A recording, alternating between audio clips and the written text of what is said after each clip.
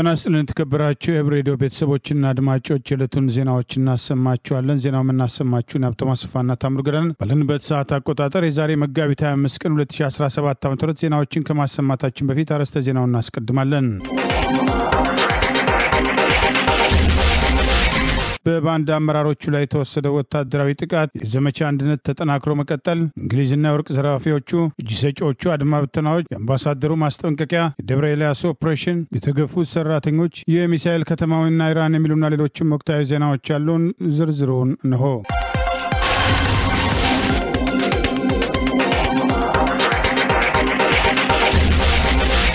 ዘመቻ አንድነት ተጠናክሮ ቀጥሏል። በ16ኛ ቀኑ የዘመቻ ውሎ በተለያዩ ግንባሮች ድል መቀዳጀቱን የአማራ ፋኖ በጎጃም አስታውቋል። የአማራ ፋኖ በጎጃም አገው ምድር 3ኛ ክፍለ ጦር ጊዮን ብርጌድና ዘንገና ብርጌድ በአንድ ላይ ጥምረት በመፍጠር በዘራፊውና አሸባሪ አብይ አህመድ አገዛዝ ስልጣን አስጠባቂ ራሱን መከላከያ ብሎ በሚጠራው ጦር ላይ አሸንፋ መገንጠያ ላይ ጠላትን በከበባ ዛሬ ሲደመሱት መዋላቸውን የወጣው መረጃ ይገልጻል። ጊዮን ብርጌድና ዘንገና ብርጌድ ከ10 በላይ ጠላት ኃይል በመደምሰስ ከ10 በላይ ጥቁር ክላሽ፣ በርካታ የነፍስ ወከፍ ተተኳሽ፣ 4 አስቃጥላይ ዲሽቃ ተተኳሽና አንድ ያገዛዙ ወታደር መማረክ የቻሉ ሲሆን ራሱን መከላከያ ብሎ የሚጠራው የአብይ አገዛዝ ስልጣን አስጠባቂ አሸባሪ ኃይል ከሰገላ ዙ 23 ያመጣ ቢሆንም ከመደምሰስ ሊያድነው እንዳልቻለ ከሞት የተረፈው ዘራፊ ኃይል ወደ ቲሊሊ መፈርጠጡ ታውቋል። ሁለቱ ብርጌዶች በተቀናጀ መንገድ በዚሁ ዘመቻ አንድነት መጀመሪያ ወቅት ኮሎኔል አባትን ከነግብረ አበሮቹ መደምሰሳቸው አይዘነጋም። ይህ በእንዲህ እንዳለ የአማራ ፋኖ በጎጃም ቀኝጌታ ፍታዬ ንጉሴ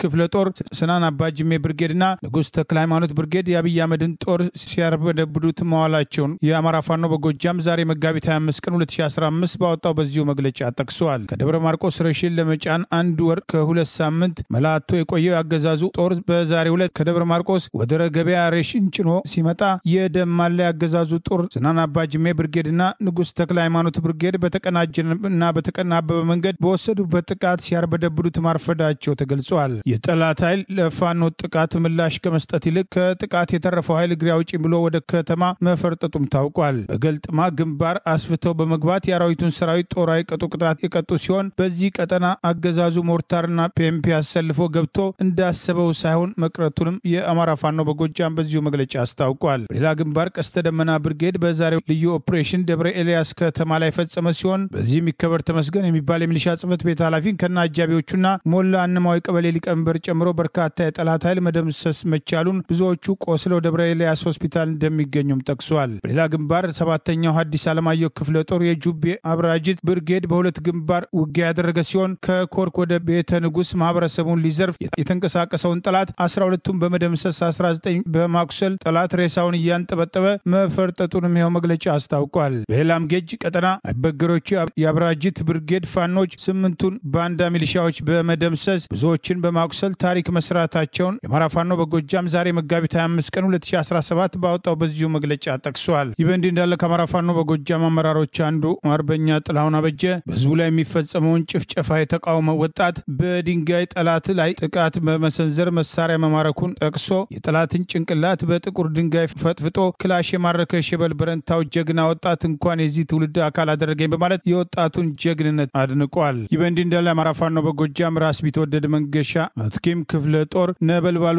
ገረመው ወንዳወክ ብርጌድ የስርዓቱን ጦርነት በመቃወም የአድማ ብተና አባሉ ትግሉን መቀላቀሉን አስታወቀ። የአማራ ፋኖ በጎጃም ራስ ቢትወደድ መንገሻ ክፍለ ጦር ነበልባሉ ገረመው ወንዳወክ ብርጌድ የስርዓቱን ብልሹ አሰራር የተረዱ ለጠላት ያደሩ ወንድሞቻችን ፋኖን እየተቀላቀሉ ከመዝባሪው የብልጽግና ሰራዊት ጋር የቆየው ሚሊሻ ወጣት ብሩክ ይልቃል ከትላንት መጋቢት 24 ቀን 2017 ጀምሮ ለነበልባሉ ገረመው ወንዳወክ ብርጌድ እጅ ሰጥቶ ከቤተሰቡና ከማህበረሰቡ ጋር በሰላም መቀላቀሉን አስታውቋል። ብርጌዱ አቀባበል በማድረግ ደስተኛ መሆኑን ሚሊሻው ለ6 ወራት ያክል ከጠላት ጋር መቆየቱን ያስታወቀ ሲሆን ሚሊሻው አይኑ እያየ ብልጽግና መራሹ የአብይ አገዛዝ ስልጣን አስጠባቂ መከላከያ ሰራዊት አድማ ብተናና የኛ ተወላጆች በጋራ ባወደሟት ገነት አቦ ከተማ በደል የደረሰባቸውን እህት ወንድሞች እያየ መቀመጥ እንቅልፍ ሲነሳው ጠፍቶ መውጣቱንም ተናግሯል። ወጣቱ ሚሊሻ ብሩክ እንዳረጋገጠው የብልጽግናና የአገዛዙ ሰራዊት አመራሮች ከአንዳንድ ወንጀሎች በስተቀር በንጽህና ከሚያገለግሉት በላይ ማህበረሰቡን በሚዘርፉ ያገዛዙ ስርዓት ጠባቂዎች ላይ የተሻለ እምነት እንደሚጥሉም ጠቅሷል። ህዝብ ለምን ይበደላል ብሎ መጠየቅ በፋኖነት እንደሚያስፈርጅና እስከ ማስረሸን እንደሚያደርስ የተናከረው ባንዳነት በቃኝ ብሎ እጁን የሰጠው ብሩክ ህዝብ የወደደውን አልቅሶ ይቀብራል፣ እንደየእምነቱም ቁርባኑን ሳይጓደል ያከናውናል። ሚሊሻው ህዝብ ከጠላው ስርዓት ጋር ሆኖ ያለ ለቅሶና ያለ ቁርባን መቅረት ሞት የሞት ሞት ነው ሲል መናገሩንም ነበልባሉ ገረመው ወንዳወክ ብርጌድ ጠቅሷል። ሌሎችም የሱ ፈለግ በመከተል በህዝባቸው ላይ ጦርነት የከፈተውን አገዛዝ በመቃወም ትግሉን እንዲቀላቀሉ ጥሪ ማቅረቡ ታውቋል። የእንግሊዝ መንግስት በሰሜን ኢትዮጵያ ትግራይ ክልል ውስጥ የሚካሄደውን የህገወጥ ወርቅ ማዕድን ሽያጭና ውጥረቶችን በቅርበትም እየተከታተለ መሆኑን አስታወቀ። በእንግሊዝ ሊቨርፑል ግዛት የወግ አጥባቂው የኮንሰርቫቲቭ ፓርቲ የህዝብ እንደራሴ የሆኑት ሎርድ ዴቪስ አልተን በቅርቡ በሰሜን ኢትዮጵያ በተለይ በትግራይ ክልል ስለሚታየው ውጥረትም ለእንግሊዝ የውጭ ጉዳይ የኮመንዌልዝና የልማት ቢሮ ኃላፊው ሎርድ ኮሊንስ ባቀረቡት ጥያቄ ምላሽም ተሰጥቷቸዋል። በትግራይ ክልል ስለሚታየው የፖለቲካ ውጥረት የኤርትራ ወታደሮች በትግራይ ክልል ውስጥ አሉ ስለመባሉ የኢትዮ ኤርትራ ወቅታዊ ውጥረትን በተመለከተ ምላሽ የሰጡት ሎርድ ኮሊንስ የእንግሊዝ መንግስት ከ23 አገራት ከአፍሪካ ህብረትና ከአውሮፓ ህብረት ጋር በመሆን በትግራይ ክልል ላለፉት 2 ዓመታት የተከሰተውን አንጻራዊ ሰላም የተኩስ አቁም ስምምነት እንዲቀጥል በተፈናቃዮች ወደ ቀያቸው እንዲመለሱ በማስቻል ረገድ የፖለቲካ ውይይት እንዲካሄድ መንግስታቸው እንደሚያበረታታም ሎርድ ኮሊንስ ተናግረዋል። ከዚህ በተጨማሪ የታጠቁ ኃይሎች ትጥቃቸውን እንዲፈቱም ከማህበረሰቡ ጋርም በሰላም እንዲቀላቀሉ በማድረግ ረገድ የእንግሊዝ መንግስት ድጋፍ እየሰጠ መሆኑን የገለጹት ሎርድ ኮሊንስ በትግራይ ክልል የሚካሄደውና ለቀጠናው ውጥረት ፈጣሪ ነው የተባለውን የህገወጥ የወርቅ ማዕድን ቁፋሮና ሽያጭን መረጃን የእንግሊዝ መንግስት ጠንቅቆ እንደሚያቅም ተናግረዋል። ከትግራይ ክልል በገፍም የሚወጣው በህገወጥ መንገድም እስከ ባህር ማዶ የሚሸጋገረው የወርቅ ማዕድን ለአንዳንዶች በተለይ ለህወሓት ከፍተኛ አመራሮችና ወታደራዊ ሹማምንት የሀብት ማከማቻ መንገድ መሆኑ በአካባቢው ከፍተኛ ውጥረት መፍጠሩን በስፋትም እየተነገረ ይገኛል። አገዛዙ ዛሬም ተጨማሪ ወታደሮችን በኮምቦልቻ አየር ማረፊያ እያራገፈ ነው። ሰሞኑ ምርቃት የተደረገላቸውና በጀነራሎች የተሞገሱ አድማ በተናዎች መካከል 50ዎቹ የአማራ ፋኖ በወሎ ቤተ አማራን መቀላቀላቸው ታውቋል። በአማራ ህዝብ ላይ ጦርነት የከፈተው አገዛዝ ለይስሙላ ሰላም ቢልም ዛሬም ጦርነቱን ገፍቶ ለመቀጠል አዳዲስ ሰልጣኞች የተባሉትን ኮምቦልቻ አየር ማረፊያ ምሽቱን የታጠቁ ወታደሮችን በብዛት ሲያራግፍ እንደነበር ታውቋል። የኢትዮጵያ አየር መንገድ ተመሳሳይ እርምጃ እየወሰደ በቅርቡ በባህር ዳር በርካታ የታጠቁ ወታደሮችን ያጓጓዘ ሲሆን ዛሬም ኮምቦልቻ ላይ ኢትዮጵያ አየር መንገድና በአየር ኃይል ሄሊኮፕተሮች ጭምር አዲስ ሰልጣኝ ኮማንዶዎችና መደበኛ ወታደሮች መራገፋቸው ታውቋል። ሰሞኑን በአገዛዙ ባለስልጣናትና ወታደራዊ አዛዦች የተሞካሹ አድማ ብተና አባላት መካከል በተለይም በወሎ ግንባር ከተሰማሩት ውስጥ 50 ያህሉ በተደራጀና በቡድን የአማራ ፋኖ በወሎ ቤተ አማራን መቀላቀላቸውን የሚጠቅሱ መረጃዎች ወጥተዋል። በተለይም በሰሜን ወሎ ዞን ከተመደቡት የአድማ ብተና መካከል እነዚሁ ቁጥራቸው 50 የሚሆኑ ከነትጥቃቸው የአማራ ፋኖ በወሎ ቤተ አማራ መቀላቀላቸውን ለስምሪት ከመሄዳቸው በፊት የሰሜን ወሎ ዞን ዋና አስተዳዳሪ የሆነው አራጌ መርና ሌሎች የዞን አመራሮችን ጨምሮ የወልዲያ ከተማ አስተዳደር እንዲሁም በከተማዋ የሰፈረው በሌተናል ጀነራል አሰፋ ቸኮል የሚመራው ራሱን መከላከያ ብሎ የሚጠራው የአብይ አገዛዝ ስልጣን አስጠባቂ ጦር የሰሜን ምስራቅ እዝ አመራሮች በተገኙበት ደማቅ አቀባበል ተደርጎላቸው በእናንተ ላይ ከፍተኛ ተስፋ አለን የተባሉ ቢሆንም አማራን እርስ በርስ ለማዋጋት አገዛዙ ያቀደውን እቅድ ያወቁና በህዝባቸው ላይ የተፈጸመ ያለውን ጭፍጨፋ የተቃወሙ እነዚህ አድማ ብተና አባላት ከነትጥቃቸው በተደራጀና በተቀናጀ መንገድ የአማራ ፋኖ በወሎን መቀላቀላቸውን የሚጠቅሱ መረጃዎች ይፋ ሆነዋል። ስልጠናውን ተከትሎ በተለይም በአማራ ህዝብ ላይ የማጥላላት እርምጃዎች፣ በአማራ ህዝብ ላይ ሲፈጸሙ የነበሩ ወንጀሎችና ጥቃቶችን፣ ዛሬም ድረስ የሚፈጸሙ የንጹሃን ጭፍጨፋዎችን ወደ ጎን በማድረግ ፋኖን ጥንፈኛ በማለት በጥጋብ የተከፈተ ጦርነት አድርገው ራሳቸው የከፈቱትን ጦርነት መሰረት አድርጎ ይሰጧቸው የነበሩ ገለጻዎችን በቅሬታ ከማንሳት ይልቅ ስልጠናውን ጨርሰን ትጥቃችንን ይዘን ፋኖን እንቀላቀላለን ብለው አስቀድመው በመወሰን በአነስተኛ ደረጃ እየተደራጁ ተናቦ የፈጸሙት ድርጊት መሆኑ ታውቋል። የአብይ አገዛዝ በስልጣን አስጠባቂው ጦር በቀላሉ አማራን ትጥቅ አስፈትቼ የአማራ ልዩ ኃይልን አፍርሼና በትኜ አማራን 5 እና 6 ቦታ ከፋፍለን እናዳክማለን ያለው እቅዱ መክሸፉን ተከትሎ አማራን እርስ በርስ አዋጋለሁ በሚል አድማ ብተና ሚሊሻና ፖሊሶችን በባንዳነት በማሰለፍ ጦርነቱን ለመክፋት ያቀደ ሲሆን ይህኑ ተከትሎ ባለፉት ወራት ሲያሰለጥናቸው የነበሩ የአድማ ብተና አባላት ሰሞኑን የተመረቁ ሲሆን በግዳጅ ጭምር እየታፈሱ ስልጠና እንዲወስዱ የተደረጉ በተለያዩ አቅጣጫዎች ፋኖን እንዲቀላቀሉ በወገናቸው ላይ እየደረሰ ያለውን ጥቃት ተከትሎ በየደረጃ የፋኖ አመራሮች ጥሪ ማድረጋቸው አይዘነጋም። ዛሬ ወደ ኮምቦልቻ ከነትጥቃቸው በአውሮፕላንና በሄሊኮፕተር ሲጓጓዙ የነበሩ ያገዛዙ ወታደሮችም በተመሳሳይ ስምሪት ተሰጥቷቸው በቀጥታ ጦርነት ውስጥ ይገባሉ ተብሎ እንደሚጠበቅ በአካባቢው ያሉ ፋኖችና የፋኖ መሪዎች ጥንቃቄ እንዲያደርጉ ጥሪ ቀርበዋል። የኢትዮጵያ አየር መንገድ የታጠቁ የአብይ አገዛዝ ወታደሮችን በማጓጓዝ በሰላማዊ ሰዎች ላይ የሚፈጸመው ጭፍጨፋ ተባባሪ እንዳይሆን በተደጋጋሚ ማስጠንቀቂያ ሲሰጠው ቆይቷል። በህገ ወጥ መንገድ በአሜሪካ የሚገኙ ቤተሰቦች ወይም ጓደኞች ካላችሁ ወደ አገር ቤትም እንዲመጡ ለመንገር ጊዜው አሁን ነው ሲሉ በአዲስ አበባ የአሜሪካው አምባሳደር ኤርቪን ማሲንጋ አስጠነቀቁ። አምባሳደሩ በማህበራዊ ትስስር ገጻቸው እንዳጋሩት በህገ ወጥ መንገድ በአሜሪካ ያሉ ቤተሰቦች ወይም ጓደኞች ወደ አገር ቤትም እንዲመጡ ለመንገር ጊዜው አሁን ነው ሲሉ የማስጠንቀቂያ መግለጫ የሰጡ ሲሆን በኤምባሲያቸው በኩል ባወጡት መግለጫ አሜሪካን አስተማማኝ ጠንካራና የበለጸገች ለማድረግ የፕሬዝዳንት ዶናልድ ትራምፕ አስተዳደር የአሜሪካ ኢሚግሬሽን ህጎችን መከበራቸውን እያረጋገጡ ነው ብለዋል። በቀድሞ ፕሬዝዳንት ጆ ባይደን የስልጣን ዘመን የተሾሙት ኤርቪን ማሲንጋ አክለውም በህገ ወጥ መንገድ ወደ አሜሪካ ለመግባት መሞከር፣ ቪዛ ለማግኘት መዋሸት፣ ያለ ህጋዊ ፍቃድ መስራት ወይም የቪዛ ጊዜው ካለቀ በኋላ በአሜሪካ መቆየት ከባድ ቅጣትና ዋጋም ያስከፍላልን ብለዋል። ጣቱም እስራት፣ ከአገር መባረርና ወደፊትም የአሜሪካ ቪዛ እንዳያገኙ ቋሚ እገዳ መጣልን እንደሚያካትትም አምባሳደሩ ተናግረዋል። የአሜሪካ መንግስትም ዜጎች በህገወጥ መንገድ ወደ አገር ውስጥ እንዲገቡ በሚረዱ የሰው አዘዋዋሪዎች ላይ እርምጃም እየወሰደ መሆኑን የገለጹት አምባሳደር ማሲንጋ እርምጃውም ህገወጥ ስደትም እንዲቀጥል የሚፈቅዱ ህገወጥ ሰዎች አዘዋዋሪዎችንና የውጭ መንግስታት ባለስልጣናትን እንደሚያካትትም ገልጸዋል። አምባሳደር ማሲንጋ በማከልም በህገወጥ መንገድ መግባትን የአሜሪካን ህጎችን መጣስ ብቻም ሳይሆን ደህንነትን አደጋ ላይ ይጥላል ያሉ ሲሆን በህገወጥ መንገድ በአሜሪካ ውስጥ የሚገኙ ዜጎች በመንግስት ከመያዛቸው በፊት አሁኑኑ ወደ ሀገራቸው እንዲመለሱ እናሳስባለን ብለዋል። በአሜሪካ ውስጥ ከ11 ሚሊዮን በላይ ሰዎች በህገወጥ መንገድ እንደሚኖሩ የተለያዩ መረጃዎች ይገልጻሉ። ከነዚህ መካከልም ስንት ኢትዮጵያን ለፍቶ አዳሪዎች በአሜሪካ ውስጥ በህገወጥ መንገድ እንደሚኖሩ በይፋ ባይታወቅም በአሜሪካ የኢትዮጵያ አምባሳደር ብናልፍ አንዱ ዓለም በቅርቡ ከዲደብሊው ጋር ባደረጉት ቃለ ምልልስ ሁለት ኢትዮጵያን ተገን ጠያቂዎች ወደ አገር ቤት መመለሳቸውን ገልጸው ወደ 8 የሚጠጉ ኢትዮጵያንን ወደ አገር ቤት ለመሸኘት አግባብነት ካላቸው የአሜሪካ ባለስልጣናት ጋር እየሰራን ነው ማለታቸው ተመልክቷል። ዘመቻ አንድነት ተጠናክሮ ቀጥሏል። በተጠና ኦፕሬሽን የሚሊሻ አመራሮች ጭምር ተደመሰሱ። የአማራ ፋኖ በጎጃም ቀኝጌታ ወፍታዬ ንጉሴ 6ኛው ክፍለ ጦር የበረኛው ቀስተ ደመና ብርጌድ ዛሬ መጋቢት 25 ቀን 2017 ዓ.ም በዘመቻ አንድነት ልዩ ኦፕሬሽን በማድረግ ደብረ ኤልያስ ከተማ ውስጥ ዘልቆ በመግባት በአማራ ህዝብ ላይ ጦርነት የከፈተው የአብይ አህመድ አገዛዝ ቀኝ እጅ በመሆን የሚሊሻ መሪዎች ሆነው ህዝቡን ሲያስጨፈጭፉ የነበሩ ላይ የተጠና ወታደራዊ ኦፕሬሽን ወስዶ የሚሊሻ ጽፈት ቤት ኃላፊውን ጨምሮ መደምሰሱን አስታወቀ።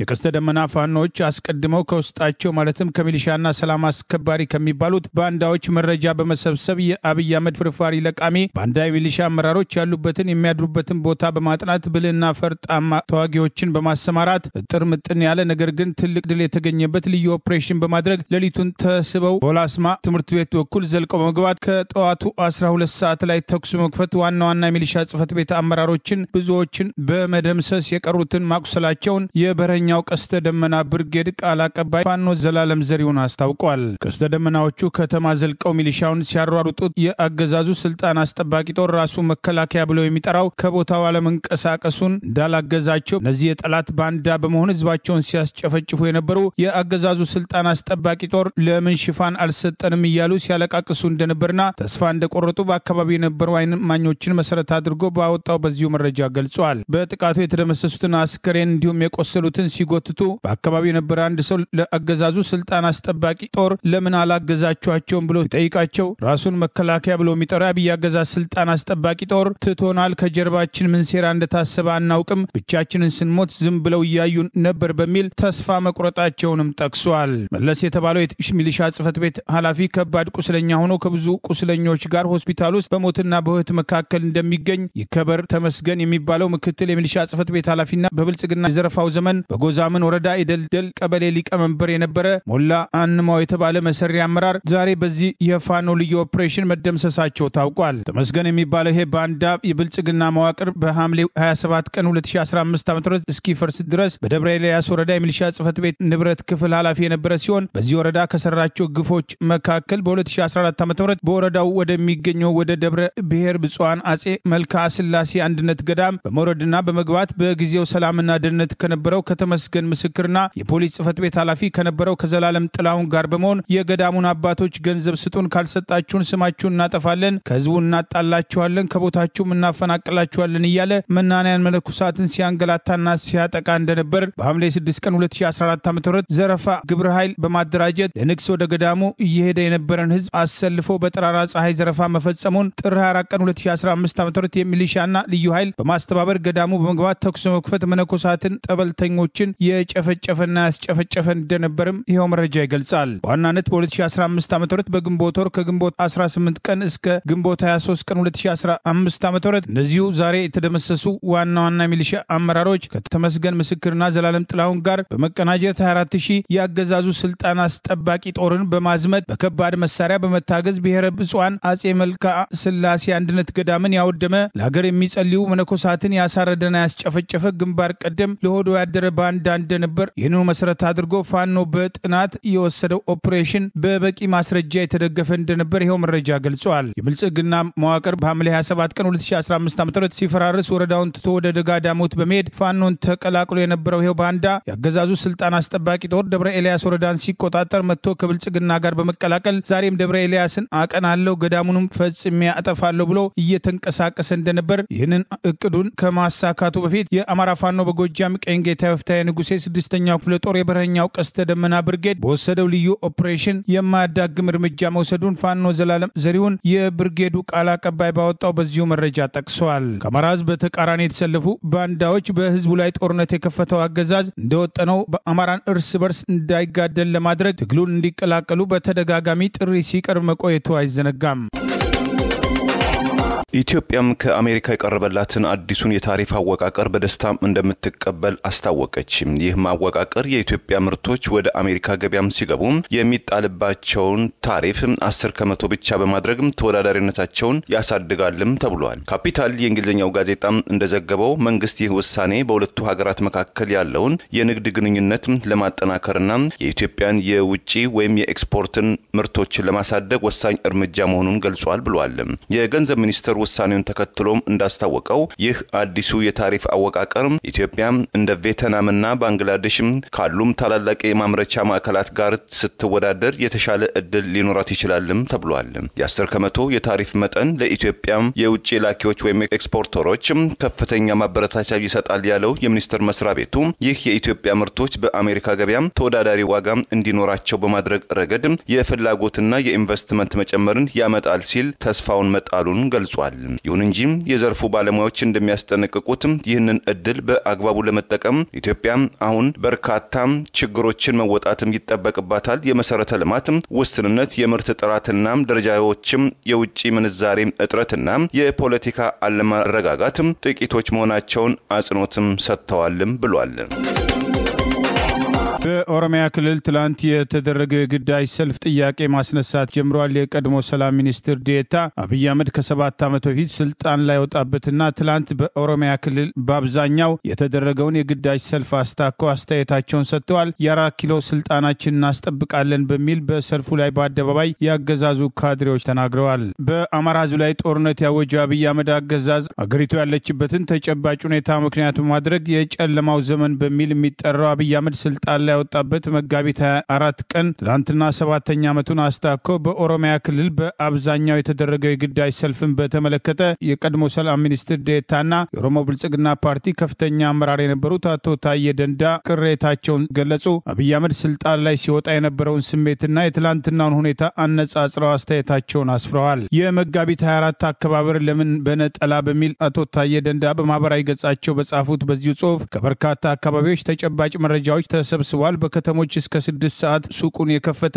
የሚቀጣ መሆኑ ታውቋል። ለማንኛውም የዛሬ 7 ዓመት በሁሉም ኢትዮጵያን እጅግ የተወደደው ለውጥ 7ኛ ዓመቱን ትላንት በመላ ኦሮሚያ በግዴታ ሰልፍ ሲደገፍ ውሏል። የብልጽግና ደሴት ነዋሪዎች ከፊት ሆነው ሲጨፍሩ ህዝቡ እያለቀሰና እያዘነ ከኋላ አጅቧቸዋል። መጠነኛ ሰልፍ በአሶሳና በወላይታ ሶዶ ከመታየቱ ባሻገር ትዕይንቱ በዋናነት በኦሮሚያ ተወስኗል። አንድ ክልል ሀገራዊ የተባለውን አጀንዳ ብቻውን ለምን እንደወሰደ ያጠያይቃል። ሀገራዊ ለውጡ መከበር ከነበረበት ያለ ልዩነት በሁሉም ዘንድ ቢሆን ይሻላል። ያለበለዚያ ትርክቱ ነጠላ ይሆናል ወይስ የወል ትርክት ግንባታው ቆሟል? መልስ ይፈልጋል በማለት አቶ ታዬ አስተያየታቸውን አስፍረዋል። ይሁንና 7ኛው ትላንት በብዙ ክልሎች ሳይታወስ ቀርቷል። ሁሉም ዜጎች በጋራ የደገፉት ጉዳይ አድማሱ ጠቧል። ከሁለት ምክንያቶች በአንዱ ወይም በድምር ሊሆን ይችላል። አንደኛው ከለውጡ ወዲህ በኢትዮጵያ ውስጥ ተገዶ የሚሰለፍ ህዝብ ከኦሮሚያ ውጪ አለመኖሩን ያሳያል። ኦሮሞ ማሳውን በኪሳራ ስንዴ ለመዝራትና ምርቱን ከገበያ ዋጋ በታች ለመሸጥ የሚገደድ ከመሆኑ በላይ ለብልጽግና ቀልድ በግድ ሲሰለፍ ከራርሟል። ሁለተኛው ደግሞ ከመቼውም ጊዜ በላይ በመከራ የተዘፈቀውንና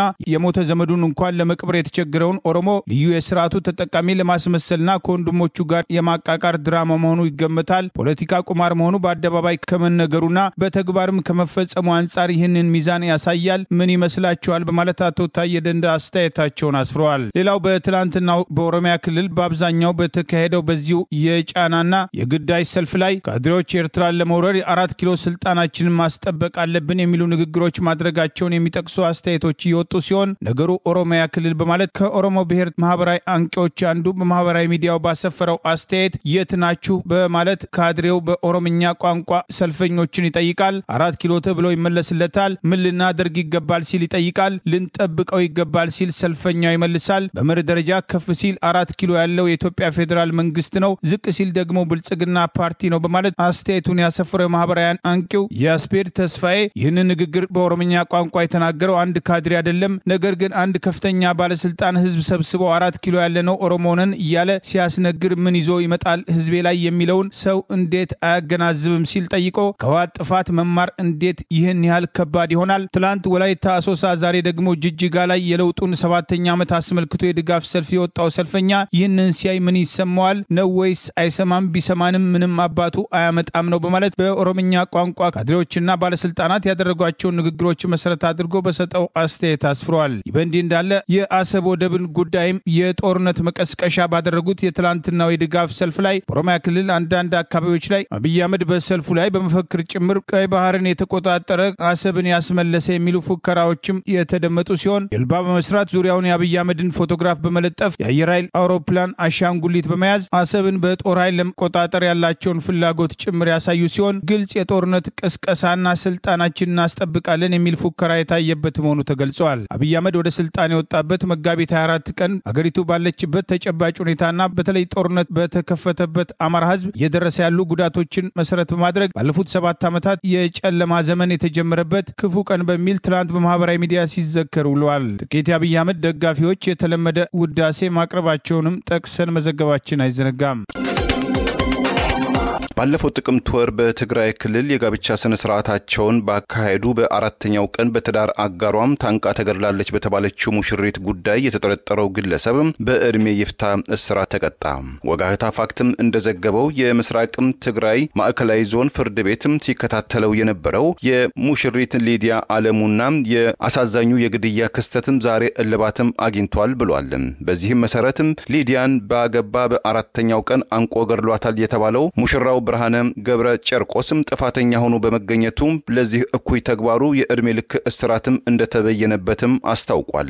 ባለፈው ጥቅምትም ወይም ኦክቶበር 17 2024 ኤሮፓ አቆጣጠር የጋብቻ ስነ ስርዓታቸውን ያከናወኑት የውቅሮ ከተማም ተወላጁ አቶ ብርሃነ ነዋሪነቱ በአዲስ አበባ ከተማ በንግድ ስራ የተሰማራ መሆኑን የገለጸው ፖሊስ ባለፈው ጥቅምት 3 2017 ዓ.ም ወይም በፈረንጆቹ ኦክቶበር 17 2024 ኤሮፓ አቆጣጠር የውቅሮ ከተማም ተወላጅና የመቀሌ ከተማ ነዋሪ የሆነችውን ሊዲያ አለም ጋር ወደ ውቅሮ ከተማ በመሄድ የጋብቻ ስነ ስርዓታቸውን የፈጸሙ ሲሆን እንደ ፖሊስ መረጃም ሙሽራው ሙሽሪትን ከሌሊቱ 10 ሰዓት ላይ አንቆ እንደገደላትም ተጠርጣሪው ብርሃነ በወቅቱ ለፖሊስ በሰጠው የእምነትም ክደት ቃልም አረጋግጧል ብሏል። በጸጥታ ኃይሎችም በቁጥጥር ስርም ከዋለ በኋላ የራሱን ህይወትም ለማጥፋት ሙከራ ማድረጉን ፖሊስም በወቅቱም አስታውቋል። ከሁለት የብቸኝነት ኑሮ ወደ አንድ አካልና አምሳልነትም ለመለወጥ ውሳኔ የደረሱት ሙሽሪ ሙሽሪት ሊዲያና ሙሽራው ብርሃንም ደስታቸውን ሳያጣጥሙ ለምን ወደ ከፋም ጥላቻና ህይወትም መጠፋፋትም እርምጃ ውስጥ ሙሽራው ብርሃንም እንደተገፋፋም እስካሁን ድረስም አልተገለጸም። ኢትዮጵያ ሰራተኛው በጋራ ለመብቱ ባለመቆሙ ተነጥሎ የጥቃት ኢላማ መሆኑ ተጠናክሮ ቀጥሏል። ያለ ጥፋታቸው ለ3 ወራት የታሰሩ የፊንጫ ስኳር ፋብሪካ ሰራተኞች መካከል ብዙዎቹ ተፈቶ ደሞዝ ባለማግኘታቸው ችግር ላይ መሆናቸውን ገልጸዋል። ለወራት ታስረው ከነበሩ የፊንጫ ስኳር ፋብሪካ ሰራተኞች መካከል 282 ያሉ ከስር የተፈቱ ሲሆን ሰራተኞቹ ያለ ጥፋታቸው ለወራት በስር ላይ መቆየታቸውን የጠቀሱ ሲሆን የ3 ወር ደሞዛቸውን ባለማግኘታቸው ቤተሰባቸውን ጨምሮ ለከፋ ችግር መጋለጣቸውን ጠቅሶ ዲደብሊው ዘግቧል። በአመት በሚሊዮን የሚቆጠር ኩንታል ስኳር የማምረት አቅም አለው የተባለው የፊንጫ ስኳር ፋብሪካ 3000 ያህል ቋሚና ጊዜያዊ ሰራተኞች ያሉት ሲሆን በፋብሪካው ይዞታ ላይ ህገወጥ እርሻ መበራከቱን ተከትሎ በመቶዎች የሚቆጠሩ ሰራተኞች ለወራት በስር ላይ መቆየታቸው ተገልጿል። 282 ሰራተኞች ከነዚህ መካከል ከእስር መፈታታቸውን የጠቀሰው ዘገባ በሆሮ ጉድሩ ወለጋ ዞን ሱላላ ፊንጫ ወረዳ ውስጥ የሚገኘው የፊንጫ ስኳር ፋብሪካ በፋብሪካው ይዞታ ላይ በእርሻ ስራ ላይ ተሰማርተዋል ያላቸውን ሰራተኞችና ባለሀብቶች በህዳር 2017 ዓ.ም በቁጥጥር ስር መዋሉን ከዚህ ቀደም የተዘገበ ሲሆን በኦሮሚያ ክልል በሆሮ ጉድሩ ወለጋ ዞን ሱላላ ፊንጫ ወረዳ ውስጥ የሚገኘው የፊንጫ ስኳር ፋብሪካ በፋብሪካው ይዞታ ላይ በእርሻ ስራ ላይ ተሰማርተዋል ያላቸውን ሰራተኞችና ባለሀብቶች በህዳር 2017 ዓ.ም በቁጥጥር ስር መዋሉ ከዚህ ቀደም የዘገበን ሲሆን 270 ሄክታር የሚሸፍን የፋብሪካው የሸንኮራ አገዳ መቃጠሉና በዚሁ ምክንያት በመቶዎች የሚቆጠሩ የፋብሪካው ሰራተኞች በሱላላ ፊንጫ ወረዳ ታስረው የቆዩ ሲሆን ታስረው ከቆዩት መካከል አስተያየታቸውን የሰጡ አንድ የፋብሪካው ሰራተኛ በህዳር ወር 552 የሚሆኑ ሰዎች መታሰራቸውን ገልጸው ከነዚህ መካከል 282 ቋሚና ጊዜያዊ የፋብሪካው ሰራተኞች ከተፈቱ አንድ ወር ገደማ የሆናቸው ሲሆን 6 ሰዎች ደግሞ ከትላንት በስቲያ ነጻ ተብለው መፈታታቸውን ጠቅሰው ባልተሳተፉበት ድርጊት ለወራት መታሰራቸውን በመግለጽ የ3 ወራት ክፍያ ባለማግኘታቸው ለችግር መጋለጣቸውን ጠቅሰዋል። ከእስር የተፈቱት ቋሚ ሰራተኞች 245 መሆናቸውን የጠቀሱ ይሄው ዘገባ በአጠቃላይ 282 ሰራተኞች ከእስር ተፈተዋል። ሌላ ቦታ የታሰሩ አልተፈቱም። በስህተት አስረውን የ3 ወር ደሞዝ አልተከፈለንም፣ ከጉዳዩ ጋር ምንም የሚያገናኝ ነገር የለም፣ በህገ ወጥ መንገድ መሬት አርሳቸዋል፣ መሬት ወረራ ፈጽማቸዋል ነው ያሉን፣ ማሽንና እህል አቃጥላቸዋል ተብለን ነው ያሰሩን በማለት ከትላንት በስቲያ ማክሰኞ ወደ ስራ መመለሳቸውን የተናገሩት ስማቸው እንዲጠቀስ ያልፈለጉ ሌላው ወንድማቸው ለወራት ታስሮ መቆየቱን የተናገሩ ነዋሪ በፋብሪካው ይዞታ ላይ ህገ ወጥ እርሻ አርሳቸዋል ተብሎ ታስሮ መቆየቱን ጠቅሰዋል። ታስሮ ለከፋ ህመም መጋለጡን የገለጹት ነዋሪ ባለፉት 3 ወራት በተመሳሳይ ሁኔታ ክፍያ እንደተቋረጠባቸው ገልጸው በዚህ ዓመት በተቋሙ ላይ በደረሰ የእሳት አደጋ የፋብሪካው ሸንኮራ አገዳ መቃጠሉን በማንሳት በዚሁ ጉዳይ ተሳትፈዋል የተባሉ ሰዎች በወቅቱ በቁጥጥር ስር መዋላቸውንም አስታውሰዋል። በፋብሪካው ይዞታ ላይ ለፈቃድ ማምረት እንደማይቻል የተጠቀሰ ሲሆን በጉዳዩ ላይ ከፊንጫ ስኳር ፋብሪካ ስራ አስኪያጅ የሆኑት አቶ መንግስቱ ማብራሪያ ለመጠየቅ በተደጋጋሚ ሙከራ ተደርጎ እንዳልተሳካ የጠቆመው ዘገባ የሱላላ ፊንጫ ወረዳ ዋና አስተዳዳሪ አቶ ፋንታውን ታዩ የታሰሩ የፋብሪካው ሰራተኞች አስታከው ከዚህ ቀደም በሰጡት ምላሽ በመቶዎች የሚቆጠሩ ሰራተኞች የታሰሩት ፋብሪካው ላይ በደረሰው ጉዳት ተጠርጥረው እንደሆነ መግለጻቸው አይዘነጋም። በኢትዮጵያ ሰራተኞች በተደራጀ መንገድ ለመብታቸው ባለመታገላቸውና የአገዛዙን ጉዳይ ለመፈጸም የቆመውና ለሰራተኛው መብት የማይታገለው የሰራተኛ ማህበራት ኮንፌዴሬሽን በመጠበቅ መብታቸውን ታግለው ማስከበር ካልቻሉ ተራ በተራ የጥቃት ኢላማ እንደሚሆኑ ተደጋግሞ ሲጠቀስ ቆይቷል።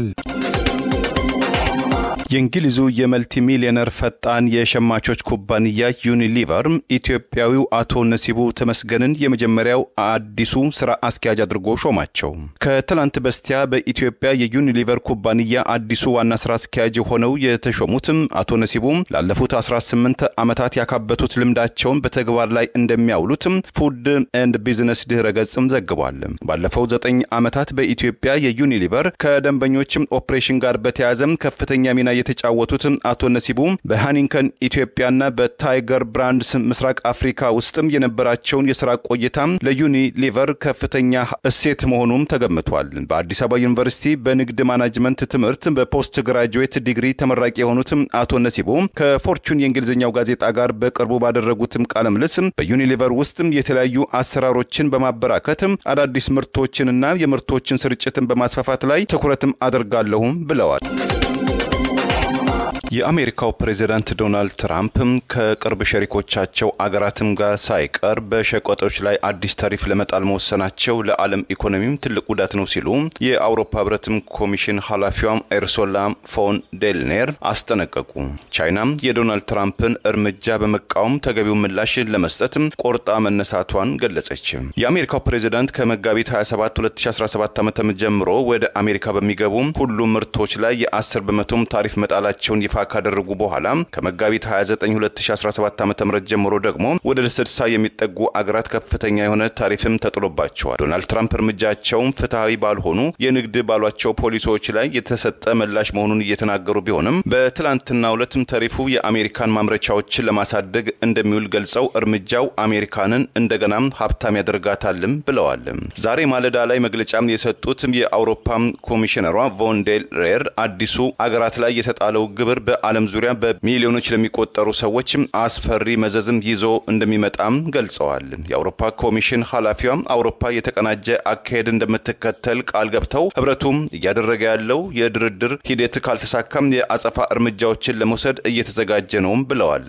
ከመካከላችን አንዳችን ላይ እርምጃም ከተወሰደም ሁላችንም እንደ ንብ አንድ አቋም ይዘን እንፋለማለን ሲሉም ተናግረዋል። የትራምፕም አጋር የሆኑትም ጣሊያናዊቷም ፖለቲከኛ ጆርጂያ ሜሎኒን በበኩላቸው የዶናልድ ትራምፕን የታሪፍ ውሳኔን ስህተት ነው ካሉም በኋላ ከአሜሪካ ጋር የንግድ ጦርነት ውስጥ ላለመጀመር እንደሚሰሩም አስታውቀዋል። የስፔኑ ፔድሮ ሳንቼዝ በበኩላቸው አገራቸው ለሁሉም ክፍት የሆነ የዓለም ለመፍጠር ቁርጠኝነቷን ትቀጥላለችም ሲሉ የአየርላንዱ ፖለቲከኛ ታይጅ ሚሼል ማርቲን ደግሞ የትራምፕን ውሳኔ ማንንም የማያተርፍበትም ሲሉ ተችተውታል። የፈረንሳዩ ፕሬዝዳንት ኢማኑኤል ማክሮን በበኩላቸው በአዲሱም ታክስም ከተጎዱ የንግድ ዘርፎች ተወካዮች ጋር በቤተ መንግስታቸው መነጋገራቸውን ገልጸዋል። ከአውሮፓ ህብረት ውጪ በአሜሪካ ፕሬዝዳንት የለየላቸው አጥፊዎችም ተብለው ከተፈረጁት አገራት መካከል አንዷ የሆነችው ቻይና አሁን ባለው 20% ቀረጥ ላይ 34% ተጨማሪ ትርፍም የተጣለባት ሲሆን ይህም የአጠቃላይ ታሪፉን በ54% ከፍ አድርጎታል። የአገሪቱ የንግድ ሚኒስትር አሜሪካም ታሪፍን በፍጥነትም እንድትሰርዝ የጠየቀ ሲሆን ቻይና የራሷ መብትና ጥቅም ለማስጠበቅ በሁሉም አቅጣጫ በቁርጠኝነት እርምጃም ተወስዳለችም ብሏል። የደቡብ ኮሪያም ተጠባባቂው ፕሬዝዳንት ሃን ዴክስን በበኩላቸው የዓለም ንግድ ጦርነትም እውን ሆኗል ካሉ በኋላ መንግስታቸው የንግድ ቀውሱን ለማሸነፍ የተለያዩ አማራጮችን እንደሚወስድም ገልጸዋል። የአሜሪካን የቅርብ አጋርና የንግድ ሸሪክ የሆነችው ጃፓንም የተጣለባትን የ4% ታሪፍም እጅግ በጣም አሳዛኝ ካለችው በኋላ የዓለም ንግድ ድርጅትና የአሜሪካ ጃፓን ስምምነቶችን የሚጣረስ ነው ስትልም ወቅሳለች። ከአሜሪካ ወደ አገር ውስጥ የሚገቡ ምርቶች ላይ የተጣለውን ታሪፍ ሙሉ በሙሉ ለመሰረዝም ስንወስን ይህ እርምጃ እንደሚያስቀር ገምተን ነበር ያለው የእስራኤል መንግስት በበኩሉ በዚህ እጅጉን መደናገጣችንን እንገልጻለን ሲል የዋይት ሃውስን አስተዳደርን ኮዲሁም ኮንኖታል።